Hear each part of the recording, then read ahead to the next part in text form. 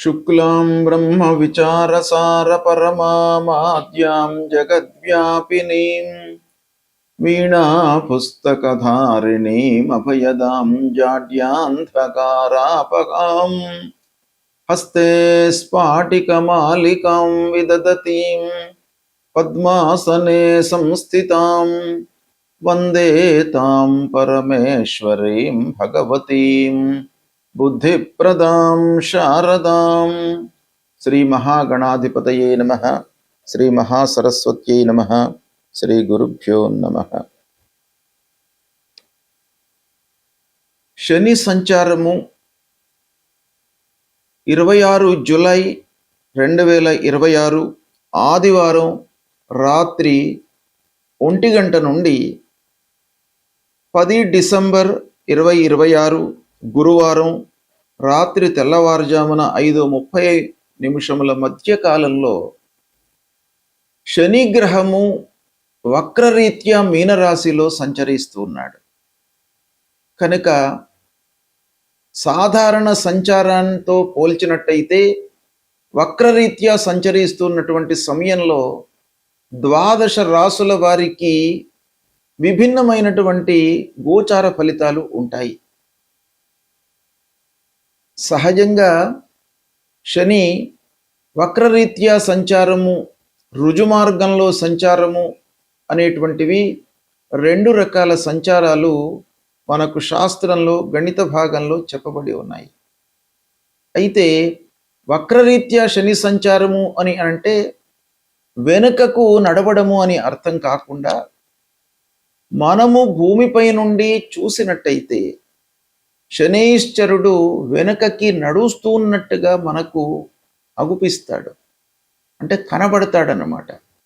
ఇది ఖగోళ పరంగా సూర్యుడికి కొన్ని డిగ్రీల సమీపంలో శనైశ్చరుడు వచ్చినప్పుడు ఇలాంటి వీక్షణ మనకు కలుగుతుంది.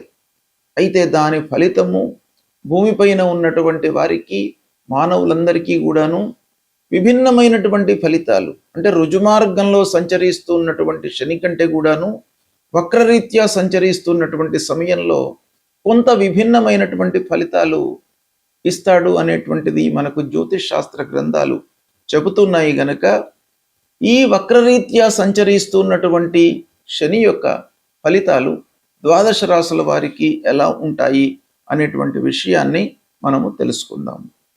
మీనరాశి వారికి, మీనరాశిలో శనైశ్చరుడు వక్రించి సంచరిస్తున్నటువంటి సమయంలో శని మూలకంగా గోచార ఫలితము ఎలా ఉంటుంది అనేటువంటి విషయాన్ని గనక మనం చూసినట్టయితే జన్మస్థానంలో శని సంచారం అన్నమాట.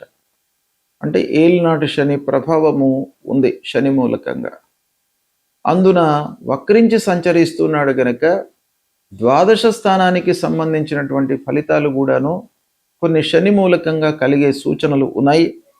అయితే మనము ఏ ఏ విషయాలలో జాగ్రత్త పడాలి మీనరాశిలో శని సంచరిస్తున్నటువంటి సమయంలో అని అంటే, ప్రతి నిర్ణయం లోపల కూడాను మనము ఆచితూచి వ్యవహరించాలి. సమయస్ఫూర్తితో నిర్ణయాలు తీసుకోవాలి. ప్రారంభించేటువంటి పనులను క్షుణ్ణంగా తెలుసుకొని మనము దాన్ని ప్రారంభించాలి. ఇకపోతే ఉద్యోగస్తుల విషయం ఆలోచించినట్టయితే కొంత పని భారం పెరుగుతుంది, వర్క్ ప్లేస్ లోపల శ్రమ మీకు పెరుగుతుంది. అయితే ఫలితం కూడాను ఉంటుంది, కానీ కొంత ఆలస్యంగా వచ్చేటువంటి అవకాశాలు ఉంటాయి శని మూలకంగా. ఇకపోతే అధిక శ్రమ అయినప్పటికీ మీ పనితనానికి గుర్తింపు మట్టుకు లభిస్తుంది. అది చాలా సంతోషకరమైనటువంటి విషయం. ఉద్యోగం లోపల నైపుణ్యానికి ఆదరణ లభించి పదోన్నతిని కూడాను మీరు పొందేటువంటి అవకాశం కూడాను ఉంది. స్థిరమైనటువంటి ఉద్యోగంలో ఉంటారు. స్థానచలనం మూలకంగా ప్రారంభంలో కొంత ఇబ్బందులను ఎదుర్కొన్నప్పటికీ మీరు వేరే వర్క్ ప్లేస్లోకి వెళ్ళడం కానివ్వండి, లేదా విభాగం మారడం కానివ్వండి, ఇలాంటివి జరగడం మూలకంగా మీకు సంతృప్తి ఉంటుంది. ఇక ప్రభుత్వోద్యోగులకు బాధ్యత మట్టుకు పెరుగుతుంది. చేసేటువంటి వృత్తి లోపల స్వయం వృత్తిలో ఉన్నటువంటి వారికి అనుకూలంగా ఉంది ఈ సమయము.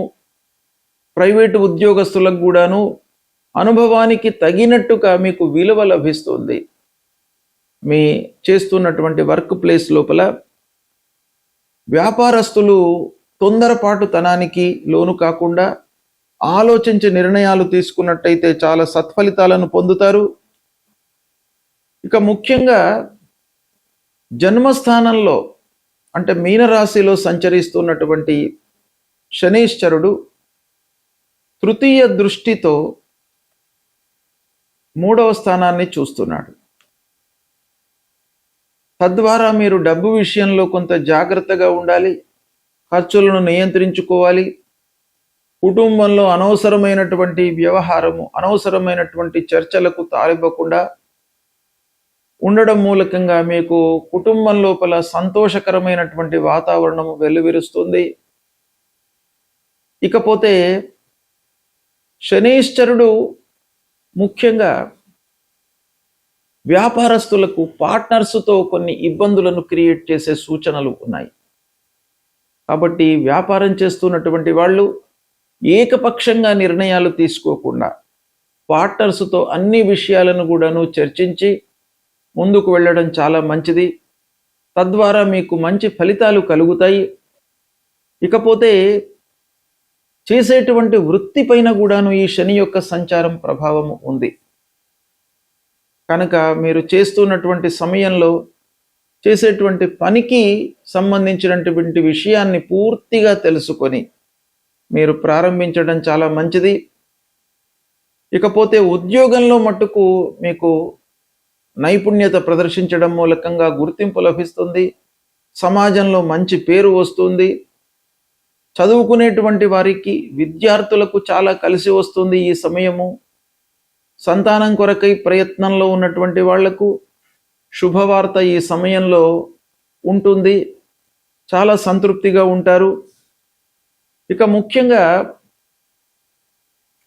విదేశ ప్రయత్నాలు చేస్తున్నటువంటి వాళ్ళు, అంటే చదువు నిమిత్తమై, హయ్యర్ ఎడ్యుకేషన్ విషయమై బయట దేశానికి ప్రయత్నాలు చేస్తున్నటువంటి వారికి కూడాను ఈ సమయం బాగా కలిసి వస్తుంది. వ్యవసాయదారులకు అనుకూలం. అయితే కొన్ని విషయాలలో వ్యవసాయదారులకు ఇబ్బందులు కూడాను ఒక పక్కన కనబడుతున్నాయి. ముఖ్యంగా వ్యవసాయదారులు పక్కవారితో, అంటే వాళ్ళ భూమికి పక్కన ఉండేటువంటి వారితో కొంత జాగ్రత్తలు తీసుకోవాలి. వాళ్లతో వ్యవహారము, కలహాలు, అభిప్రాయ భేదాలు ఇలాంటివి వచ్చే సూచనలు కనబడుతున్నాయి. అయినప్పటికీ దిగుబడి బాగానే ఉంటుంది, సంతృప్తికరంగానే ఉంటారు. పారిశ్రామికవేత్తలకు కూడాను మీకు అనుకూలమైనటువంటి సమయం ఇది. ఓవరాల్గా మనం చూసినట్టయితే మీనరాశి వారికి మీనరాశిలోనే వక్రించి సంచరిస్తున్నాడు గనక ఆరోగ్యంపై మీరు చాలా శ్రద్ధ చూపాలి. వర్క్ లోడ్ పెరిగేటువంటి అవకాశం ఉంది ఈ సమయం లోపల. అంటే మీరు ఆఫీసులో కానివ్వండి, వ్యాపార స్థలంలో కానివ్వండి, వ్యాపారంలో పూర్తిగా మీరు నిమగ్నమయ్యి ఆరోగ్యాన్ని అశ్రద్ధ చేయకుండా మీరు అన్ని విధాలుగా ఆరోగ్యానికి ప్రథమ ప్రాధాన్యత ఇస్తూ ముందుకు వెళ్ళడం చాలా ఉత్తమం ఈ శని సంచారం మూలకంగా. తర్వాత వృధా ఖర్చులు కూడాను మీకు ముందుకు వచ్చే సూచనలు కనబడుతున్నాయి. కాబట్టి దాన్ని కూడాను నియంత్రించుకోండి. రాస్యాధిపతి మంచి స్థానంలో ఉన్నాడు కాబట్టి మీకు శుభ ఫలితాలు ఎక్కువగా ఉంటాయి. అయితే శని మూలకంగా మట్టుకు కొంత ఆలోచించి నిర్ణయాలు తీసుకోవడము ప్రధానంగా ఈ వక్రించి సంచరిస్తున్నటువంటి సమయంలో అవసరం గనక దాన్ని దృష్టిలో పెట్టుకొని మీరు ఆచరణలో పెట్టండి, పనులను చేయండి, సత్ఫలితాలను పొందుతారు. శనైశ్చరుడు మీనరాశిలో వక్రించి సంచరిస్తున్నటువంటి సమయంలో ఆయా రాసుల వారికి గోచార రీత్యా 1, 2, 4, 5, 7, 8, 9, 10, 12 స్థానాలలో ప్రతికూలమైనటువంటి ఫలితాలను ఇస్తాడు.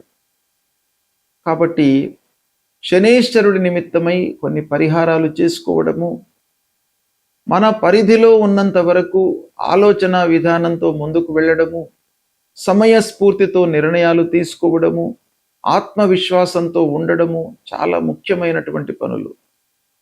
కాబట్టి పరిహారం మనం ఏం చేసుకోవాలి అంటే, భగవంతుడి యొక్క అనుగ్రహం కొరకై మనం చేయవలసినటువంటి కర్తవ్యం ఏంటి అని అంటే, మీరు ప్రతినిత్యం కూడాను శనీశ్వరుడికి సంబంధించినటువంటి మూలమంత్రాన్ని జపించండి. నీలాంజన సమాభాసం రవిపుత్రం యమాగ్రజం ఛాయా మార్తాండ సంభూతం తం నమామి శనైశ్చరం అనేటువంటి ఈ మూలమంత్రాన్ని ప్రతినిత్యం కూడాను చదువుకోండి. హనుమాన్ చాలీసా పారాయణం చేయండి. ఆంజనేయ స్వామి మూలకంగా, హనుమత్ దర్శనం మూలకంగా మీ లోపల ఒక ధైర్య సాహసాలను మీకు ఆ భగవంతుడు ఇస్తాడు. కనుక ప్రతినిత్యం కూడాను ఆంజనేయ స్వామి దేవాలయానికి వెళ్ళి దర్శించుకోండి. తద్వారా శనైశ్చరుడి మూలకంగా సంభవించేటువంటి దుష్పరిణామము మీకు దూరమవుతుంది. ఇవి చేసినట్టయితే శనైశ్చరుడు మీనరాశిలో వక్రించి సంచరిస్తున్నప్పటికీ మీ లోపల ఆత్మవిశ్వాసం పెరుగుతుంది.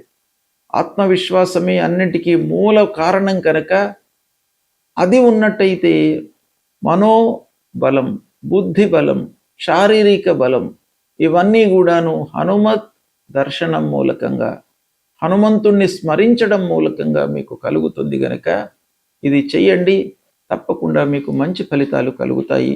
శుభం. శనైశ్చరుడు మీనరాశిలో వక్రించి సంచరిస్తున్నటువంటి సమయంలో ఆయా రాసుల వారికి గోచార రీత్యా 1, 2, 4, 5, 7, 8, 9, 10, 12 స్థానాలలో ప్రతికూలమైనటువంటి ఫలితాలను ఇస్తాడు. కాబట్టి శనైశ్చరుడి నిమిత్తమై కొన్ని పరిహారాలు చేసుకోవడము, మన పరిధిలో ఉన్నంత వరకు ఆలోచన విధానంతో ముందుకు వెళ్ళడము, సమయస్ఫూర్తితో నిర్ణయాలు తీసుకోవడము, ఆత్మవిశ్వాసంతో ఉండడము చాలా ముఖ్యమైనటువంటి పనులు. కాబట్టి పరిహారం మనం ఏం చేసుకోవాలి అంటే, భగవంతుడి యొక్క అనుగ్రహం కొరకై మనం చేయవలసినటువంటి కర్తవ్యం ఏంటి అని అంటే, మీరు ప్రతినిత్యం కూడాను శనైశ్చరుడికి సంబంధించినటువంటి మూలమంత్రాన్ని జపించండి. నీలాంజన సమాభాసం రవిపుత్రం యమాగ్రజం ఛాయా మార్తాండ సంభూతం తం నమామి శనైశ్చరం అనేటువంటి ఈ మూలమంత్రాన్ని ప్రతినిత్యం కూడాను చదువుకోండి. హనుమాన్ చాలీసా పారాయణం చేయండి. ఆంజనేయ స్వామి మూలకంగా, హనుమత్ దర్శనం మూలకంగా మీ లోపల ఒక ధైర్య సాహసాలను మీకు ఆ భగవంతుడు ఇస్తాడు. కనుక ప్రతినిత్యం కూడాను ఆంజనేయ స్వామి దేవాలయానికి వెళ్ళి దర్శించుకోండి. తద్వారా శనైశ్చరుడి మూలకంగా సంభవించేటువంటి దుష్పరిణామము మీకు దూరమవుతుంది. ఇవి చేసినట్టయితే శనైశ్చరుడు మీనరాశిలో వక్రించి సంచరిస్తున్నప్పటికీ మీ లోపల ఆత్మవిశ్వాసం పెరుగుతుంది. ఆత్మవిశ్వాసమే అన్నిటికీ మూల కారణం కనుక, అది ఉన్నట్టయితే మనోబలం, బుద్ధి బలం, శారీరక బలం ఇవన్నీ కూడాను హనుమత్ దర్శనం మూలకంగా, హనుమంతుణ్ణి స్మరించడం మూలకంగా మీకు కలుగుతుంది. గనక ఇది చెయ్యండి, తప్పకుండా మీకు మంచి ఫలితాలు కలుగుతాయి. శుభం.